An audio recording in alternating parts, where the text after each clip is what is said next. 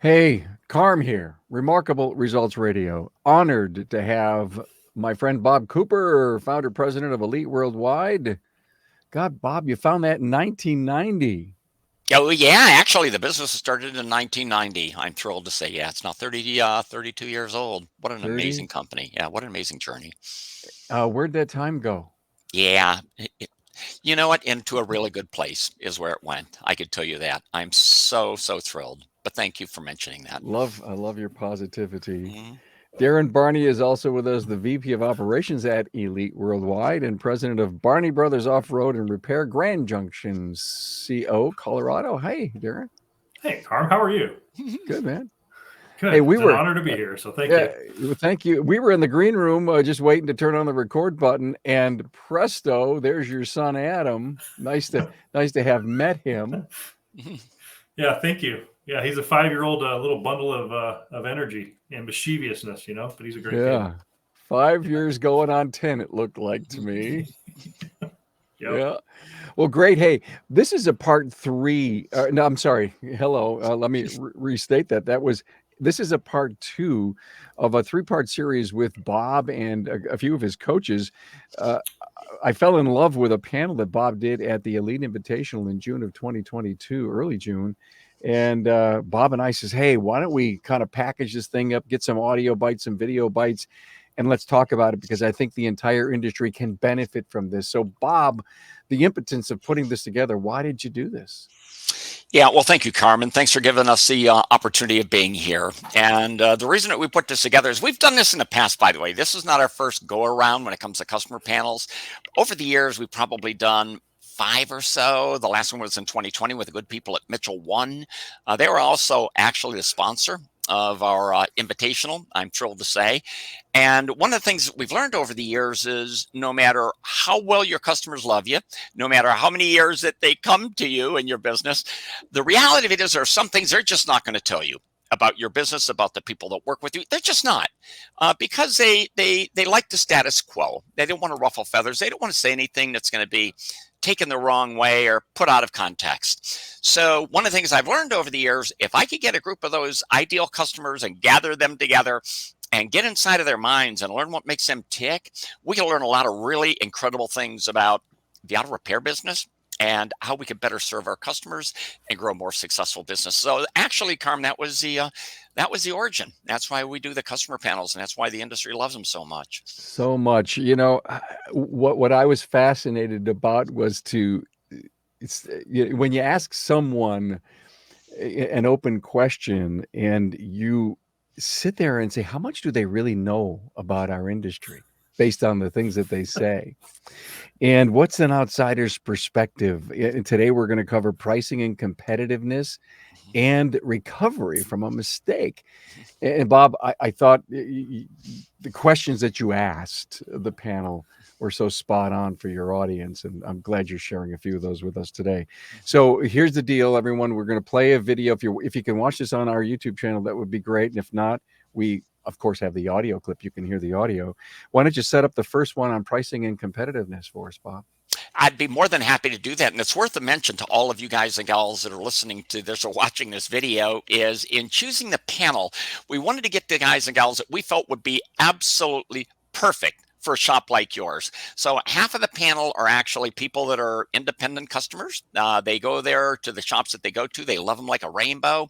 The other half of them are people that actually go to the dealers. But one of the things that they all have in common is they're your ideal customers. They have the affordability to fix their cars right.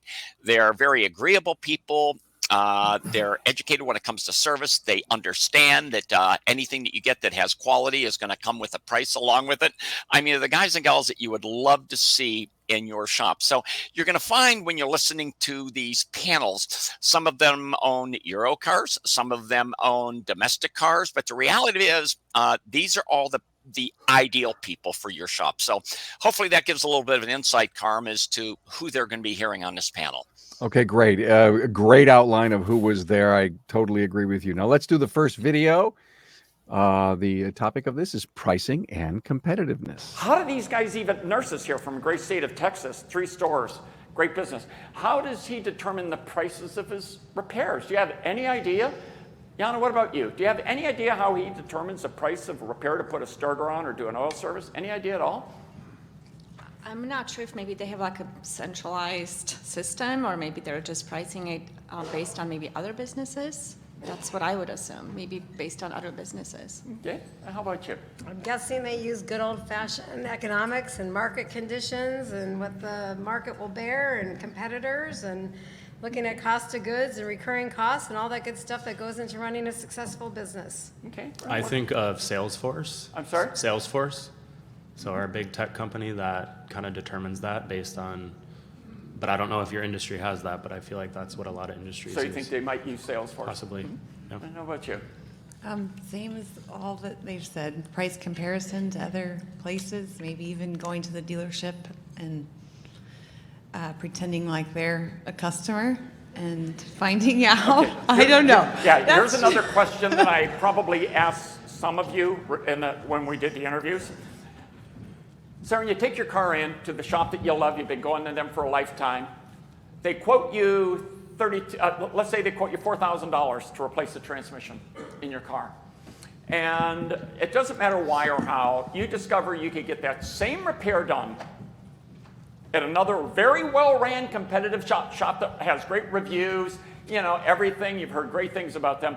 But you've been going to your shop for a number of years. You could get that same repair done for less.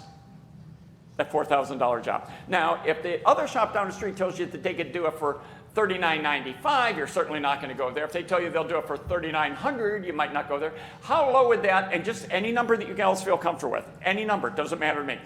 How low would that price have to be before you say to yourself, you know what, I think I'm going to go down there? In essence, how competitive do they need to be with a $4,000 repair? I mean, 500 to 1,000, I might start to ask why their price is that high and why can I get one down the road for $1,000 less? But it would have to be pretty considerable because I really don't look at the So price it's not that like much. you $500. If they're at $4,000 repair, if you could get the same repair done down the street for $3,500, you'd probably stick with that guy that you're doing business with, Yeah. right? Yeah. How about you? I'd say probably the same 500 to 1,000. 500 on a $4,000 repair? Yeah, I think it's about 20% is where I'd start to ask some questions. How about you? I would ask my dealer to match the low price. Yeah. I mean, I'd have a conversation first. Yeah, and if he didn't, so how competitive would they have to be before you? I would have to see the breakdown, and if it was maybe related to the labor, and maybe I would go, and again, it's just like, you know, how serious is this part? What if they do wrong, you know, not so good job? But if I just knew that this mechanic is just absolutely outstanding, and if I save $2,000, I probably would go for it. But I would have to see why the breakdown is so different. There you go, guys. And you know what's interesting about their answers is that's pretty much the same answer that I got from a lot of the other people that I interviewed. And I'm not talking about the people that were the wrong people, but people that were really good people, but for other reasons I decided not to bring them on and brought you guys in. You all landed at $4,000 ticket, $3,500 ticket. You all landed about $500. So what I'm suggesting to you is you don't need to match the guy down the street to keep your customers. You need to be competitive.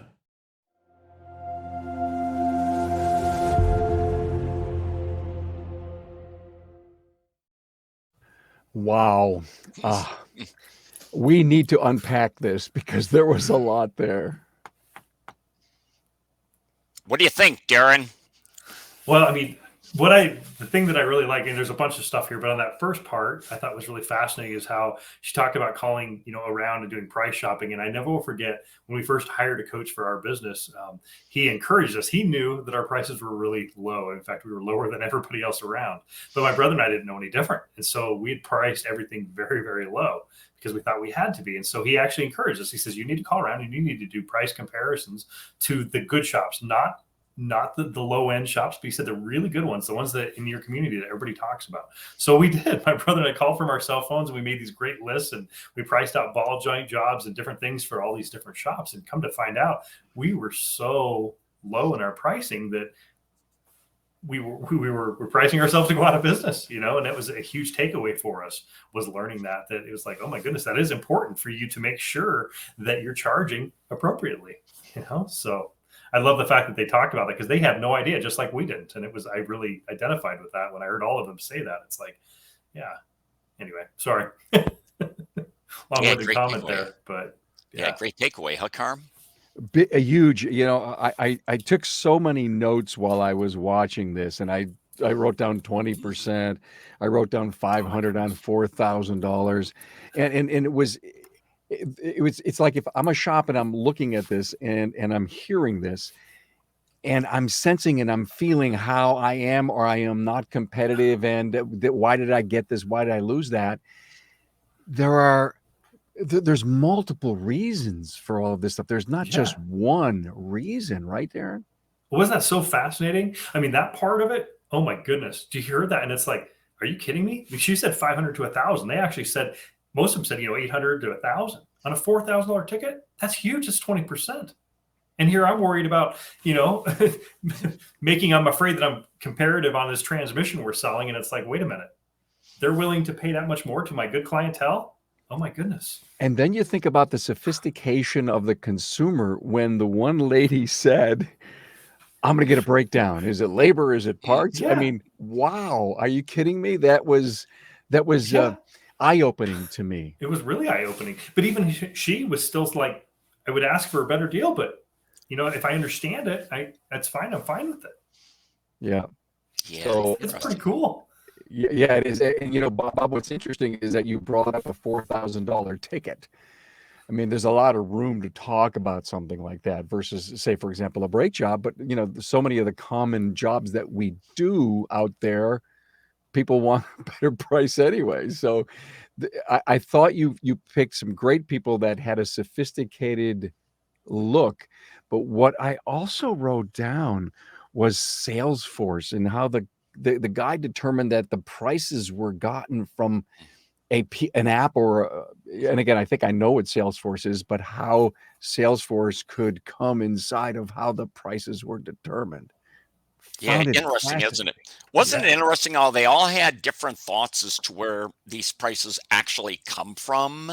And we actually use Salesforce here at Elite, and obviously it's something that guys and gals in the auto repair business won't be using in their businesses.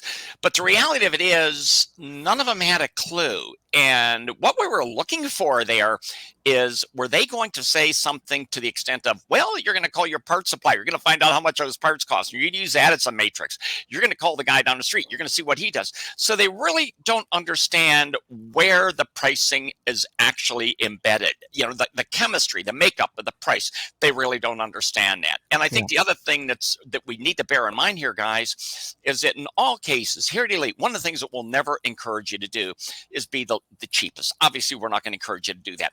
And like Darrin had said so well, you need to know what your competitors are charging. And we also know that you need to charge the right amount of money for your shop.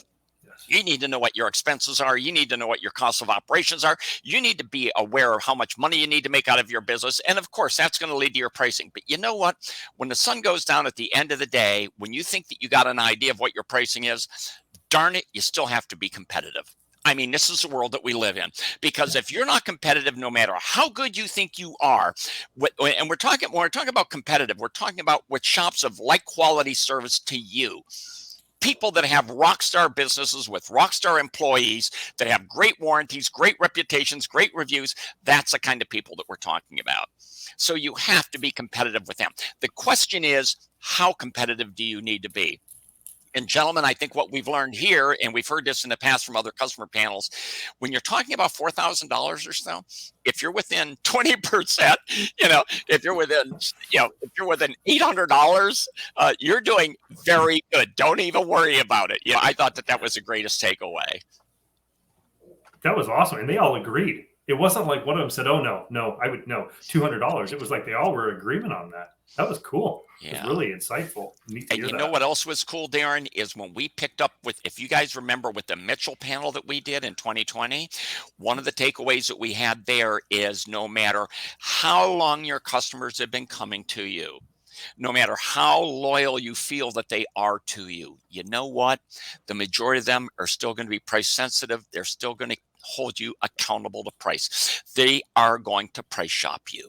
So when those big tickets start coming out, when that laundry list price comes across, don't take the assumption that, gee, this customer's been coming to me for a long time, I don't have to be concerned about it. You know what? They're still going to price shop you in many cases.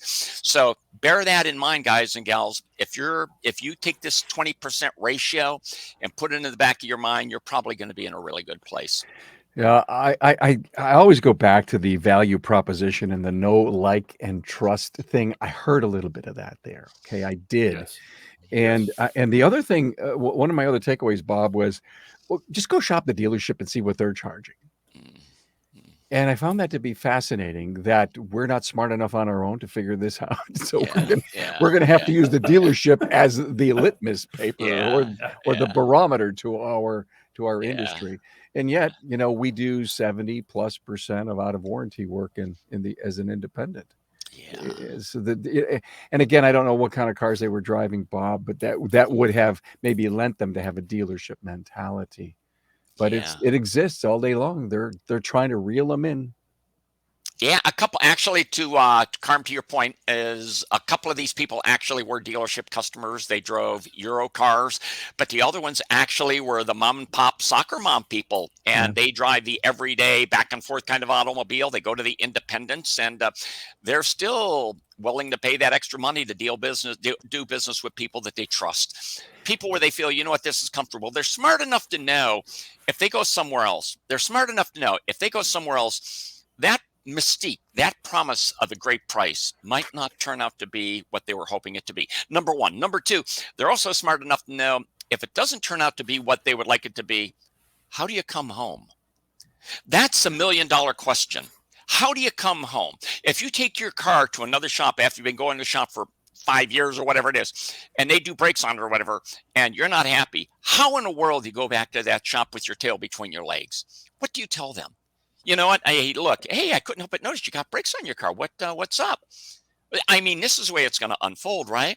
So instead of coming back to you, they'll more than likely go to another shop looking for a place now to find for their new home, which is really troubling for them. So they know this in the back of their mind. They know this. That's why they're anxious, and that's why they're willing. I think that's why they're willing to spend a little bit more to stay with people that they really do trust. Yeah, know, like, and trust. By the way, another observation was one of the ladies who she was really sophisticated in her language. Bob and Darrin, did you notice? She was talking about economics and percentages, and to me, that stereotypical individual is smart enough to be testing, if you will, the know, like, and trust piece. Yeah. And this is the gal that to all of our listeners, the gal that Karma's talking about, I believe the one that you're talking about was Jody, the one that knows the numbers and talked about doing your homework. She actually drives an electric car, guys and gals. She's actually an electric car driver. And the reason that we wanted to have somebody that drives an electric car on a panel is this is your future. She truly does represent the coming years for you. So for all of you listeners, by the way, if you didn't listen to Carm's last podcast, the first one that we did, boy, you need to listen to that one too, because she really has a lot of great comments on that podcast as well. That was a great podcast. We covered how much techs earn, tattoos and smoking, and customers referring to Texas mechanics. That was a great episode, part one. We'll put a link in this show notes to the previous. In fact, all 3 episodes that we're going to do will be able to link to each other. But it almost opens up a perfect segue into our next segment, Bob, because Jody is pretty much featured in this next little segment. Hey, it's no secret. We're facing a technician shortage, and Napa Auto Care has a solution with the Napa Auto Care Apprentice Program. The program was pioneered by one of our own. Pete McNeil and Master Technician Jake Sorensen from McNeil's Auto Care in Sandy, Utah, realized that the problem of not having technicians available for hire was not going to solve itself and decided to take action and look at a different audience of individuals available for hire. A focus was put on younger individuals with the right passion, desire, and attitude to work in the automotive repair industry. Jake and Pete sought after these individuals and developed a technician apprentice program to give them the training needed to become a successful technician in today's world. The Napa Auto Care Apprentice Program includes a comprehensive 9-stage curriculum that includes a variety of types of training, and they are classroom training videos exclusive to the apprentice program. Now, these videos provide in-depth training from a successful master technician. Also, Autotech classes with instructor-led courses offered through Napa Autotech and Autotech e-learning. This web-based e-learning is designed to target specific training topics. And finally, hands-on learning. The apprentice will apply the skills gained from the classroom training videos, Autotech instructor-led training, and Autotech e-learnings in the shop with the guidance of a mentor. The apprentice program curriculum is competency-based, meaning an apprentice can move through each stage at a pace that best suits them. Most apprentices complete the program within 2 years. Upon completion, apprentices will have earned ASE G1, A4, A5, and AC certifications, adding industry validation to the skills an apprentice acquires. Look, having an apprentice in your shop will ultimately benefit your bottom line as they advance through the program. And in most cases, as the apprentice develops their skill set producing billable hours, you'll begin to see a growth in your gross profit by stage 5. One of the largest barriers to entry for individuals looking to enter the automotive repair industry is the cost of tools. Now, keep your apprentice motivated with an apprentice toolkit. Now, Napa Auto Care has worked with our supplying partners to offer an exclusive comprehensive tool set, including a 4-drawer tool cart for all registered apprentices. Hey, to learn more, members can visit member.napaautocare.com. And this next segment is on recovery. You want to introduce it?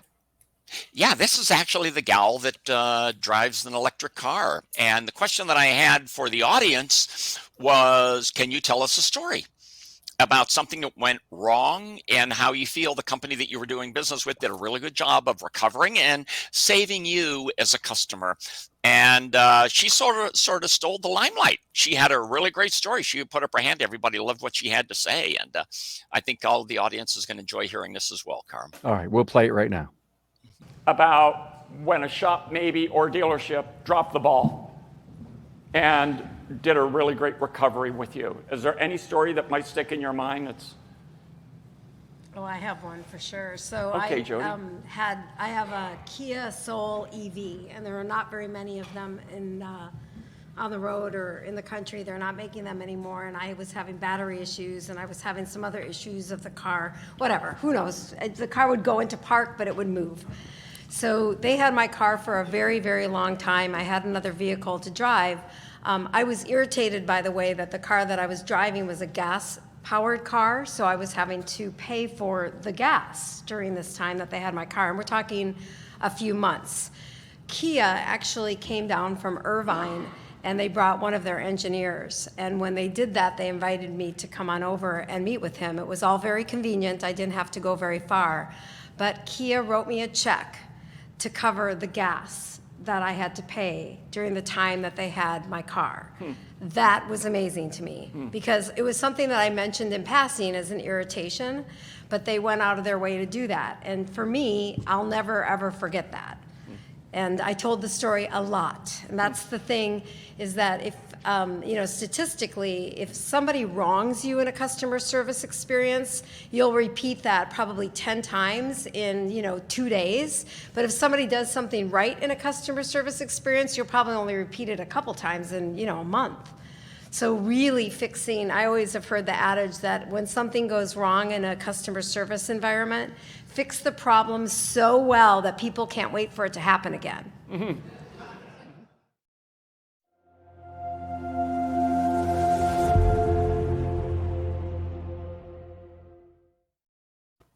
A brilliant, brilliant takeaway. Fix it so well that they can't wait for it to happen again. Yeah. Darrin, ever something like that ever happen at your place? Of course. In fact, I just had a really neat meeting earlier this week with my team, and I came back from the Invitational, and I talked to them, and I said, we have this comeback report that we've been doing for years, and everything that we have an issue with comeback wise, everybody has to go through and sign off it. And it's very thorough, but it's older. And so when I came back, I told the guys, I said, I'd really like to come up with something that's not just about comebacks; it's about any time the customer's unhappy. And so on Wednesday, the team came to me in our team meeting, and they had built this whole thing, and it's called an action report. And it's something, I guess, that stems from the military and police. And it has to go, everybody from the first person who answers that phone call is the one that now is in charge of making sure that that customer is resolved. And so it's this whole report, and it's all done in paper, and then it's all put into OneNote. And so everything that goes on, so if you have a customer that calls and they're upset with being on hold too long and having to call back, that is considered an action report thing. So it's something that now we have a whole procedure on how to deal with whatever that individual circumstance was. And granted, this just happened on Wednesday morning. It was in our team meeting that we have every Wednesday morning. And I'm curious to see how the team is going to implement it, but it was really exciting. I read it and I'm like, this is really cool stuff, guys. And I was really happy for them because it's a great program to move forward with fixing those things like undercharging for a bumper install or whatever it may be. But there's now going to be a whole policy in place of how to fix those things and moving forward, how to fix them. So it was really exciting for me, Sorry. That's a great story, Darrin. Thank you. Let me just jump in here. Recently, I had Jimmy Leon from Kukui, and he was talking about the Google algorithms on, 5-star reviews. And they're not going to put up a 5.0 rating as often as they would someone that has a 4.7, 4.8, 4.9, because we're not in a perfect world. We're going to make mistakes, right? Yep, and the whole idea of this recovery in a 1-star, 2-star review is for us to respond as soon as we can and not be defensive, but say, hey, what can we learn from this? Right. A couple of takeaways that I had from, I guess, Jody, Bob, would be she coveted her EV to the point where she never wanted to buy gas ever in her life. And who would have ever thought that writing a check for the gas would have been her button? Yeah, I think that and I agree with you. I think there's so much that we could learn from this experience. I mean, when you think about it, Carm, to your point about writing the check for the gas, they could have given her a check for anything. It doesn't matter what it is. It could have been 5 times the check that they gave her for gas. But the fact that they tied it to the gas showed how intuitive they were, how they were tied to her as a person. They weren't just throwing money at it. They were trying to say, we understand. We not only feel your pain, but we understand your pain, which I think was absolutely huge. There was an article that was in Forbes magazine a number of years ago. I don't remember how long ago, but probably 10 years ago or so. And it was actually about the Marriott Corporation, the hotelier. And one of the things that they did is they were doing a survey on their customer care scores. And they were intrigued that they were intrigued in the fact that they were actually getting better scores from people where they dropped the ball and recovered well than people that had flawless stays.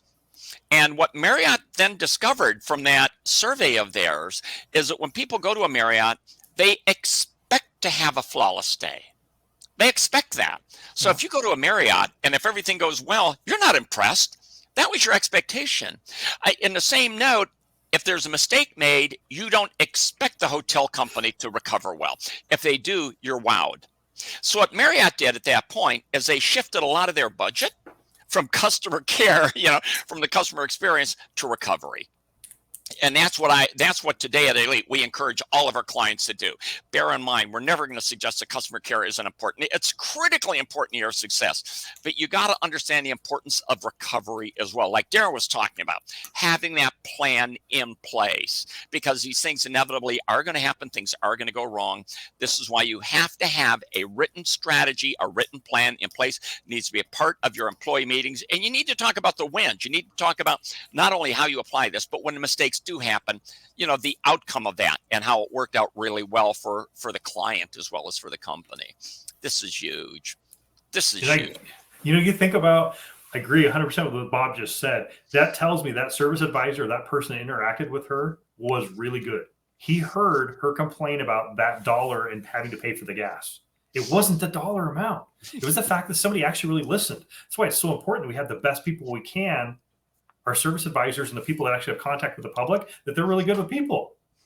Because she caught that, or whoever was caught it and said, hey, we got to make sure we're covering her gas here. She doesn't care about the rental car or any of that other stuff. She cares about the gas. That was an important person that actually heard that. That's the person I want on my team that caught that. A big part of what I do, guys, even though people say, well, Carm, you have opinions on things. Yes, but I got to listen 80%. in every interview that I do. If not, I didn't do my job, right? Right. So I'm listening to Jody, okay? And I'm trying to pull the key words so that if I was actually interviewing her, I would take these key words and then do something with them. Can I tell you what my key words were I'd love from to hear. Jody? Yeah. She had an issue, long time, loner, engineer. Those are my words. Those were important to her. She repeated the story, and those were critically important to her. If you're listening to the client on the other, no matter if it's long-term, things are happy, things are great, what's great about it or what happened. And if you're pulling those key words, you will shape, as you guys have both said, your customer service strategy, how you treat people, and how to teach your counter people what to look for and how to react. Amen. Listen, how to listen. Amen. Yeah. Amen. That's Amen. awesome. Great insights. Amen. Amen. Carm, one of the things that, and I don't want to get off subject. This is all about recovery and what we've discovered from this particular panel, and specifically from Jody. But the reality of it is, one of the questions that we often hear from our clients is, what do you do with an advisor that always wants a discount? Different jobs, look, this gal really needs to have breaks. She's a longtime customer, whatever. How do you manage that? So what we encourage all of our clients to do is take a look at how much money you normally invest in discounts over the course of a period of time, break that down, and then go to your advisors and tell them, look, this is what we'll do. We'll put together a budget. And it'd be a monthly budget. And I'm pulling a number out of the air. $400 a month is the budget. And then you tell the advisor, you're going to have a budget of $400 that you could use discretionary to get town, solve problems, whatever you want to do, pay for rental cars, whatever you want to do. And at the end of the month, whatever's left of that $400, half of it stays with the company and you get the other half. Now they could spend the money, but it's theirs to spend. In essence, it's theirs to lose. It's theirs to give away. Now, if you take this approach and you also include in that recovery, if you let your employees know, look, you got this discretionary money to make this customer a happy customer, much like the Ritz-Carlton. I think what we heard from Ritz when they spoke at a couple of our events is, I think it's $2,000 per employee is what they're able to spend on any customer, make them happy at the moment to solve a problem. So little things like this, empowering your people to help this recovery process, by solving the problem just as quickly as possible, is going to be huge. It's going to be absolutely huge. So what's the secret? The secret is having a plan in place, like Darrin said, making sure that you make sure you have the right people, empowering the right people, have a plan in place, remain customer centric, make sure that you're customer centric people throughout. So I think that there's so many takeaways from that story Jody told, so many takeaways. So, and how about the fact that how she said, you do somebody wrong, they're going to tell the world, you do them right, and you're blessed if they tell somebody. But look how she's telling that story, right? Yeah. Look at how many times she told that story. And here we are telling that story too, right? So, why would that not benefit our clients as well, right? Why would and that it's so important. benefit It's listeners? not about the dollar amount. With Yeah. her story, it was not about the dollar amount. It wasn't. Mm. It was the fact that they took care of something that was important to her. It was not about dollars. We're always afraid as shop owners. Oh my goodness, how much is this going to cost me? Oh my goodness, we're going to have to pay all this money to do this. It's not about that. It's about listening and identifying what it takes to fix it. Yeah. So here's another.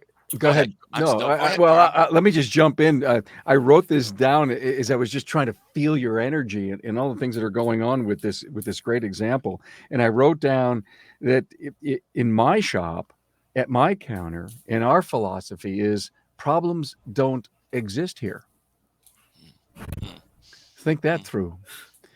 And there's where your money comes in to solve those problems. There's where your culture comes in. There's where your know, like, and trust happens. Yeah.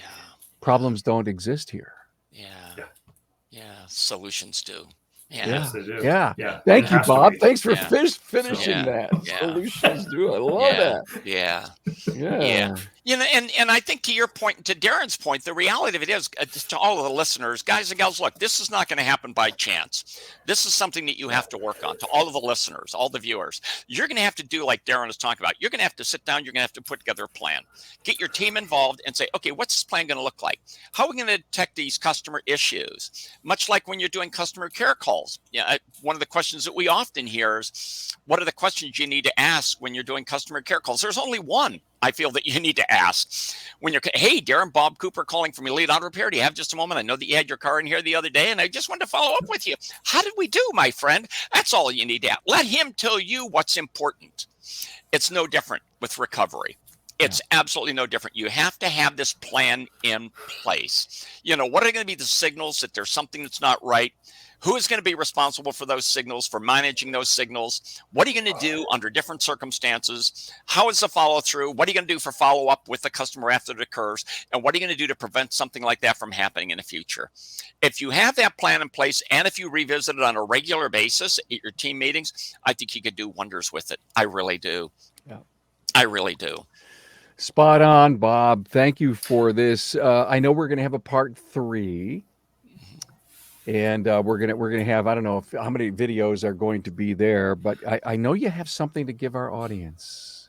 Actually, we do, yeah. And one of the things that I thought that we would do, Carm, is we're talking about customers and we're talking about the customer experience. And one of the things that we have is a customer care guide, and it's a really cool document. It's 13 pages long, and it has a series of bullet points on each one of the customer touch points. And it's meant to give all of you that are viewers, it's meant to give you a framework that you could build out to build a really customer care process for your entire company. So we're providing you that as a gift from us here at Elite, along with the shop owner job description. I think all shop owners need to have a job description. I think you'll really like what you discover when you read that job description that we have available to you. So, Carm, that's one of the couple of the gifts we'd like to pass on to the people.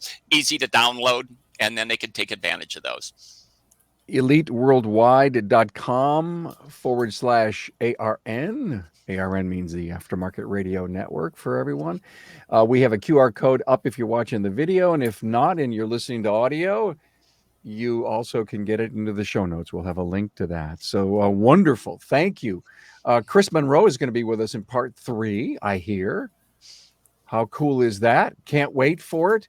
Any final words on these great 2 videos, pricing and competitiveness and recovery? I learned a lot.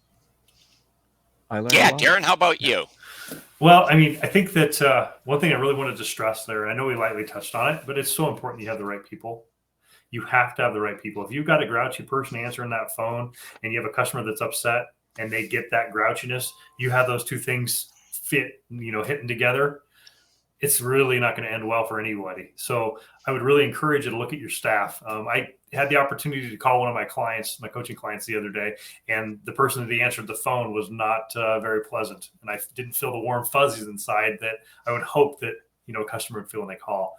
And we talked it over, and there's some changes need to be made there, and we'll move forward with that. But I had never really called the shop before to talk to this person, but I just tried to sell and it didn't get through. So I would encourage you to call your own business and listen to how your people answer the phone and just see how they answer, because that's a window into your business. And that apprehensive customer, first-time customer, whatever it may be, we have to have the right people there, the right people in place, because they're the window to your business. So anyway, thanks, Carm, for letting us be here. That's my thoughts for the minute. Are you kidding me? Great. Darrin, thank you so much for all your great insights and everything that you do for the podcast. Any final words, Bob?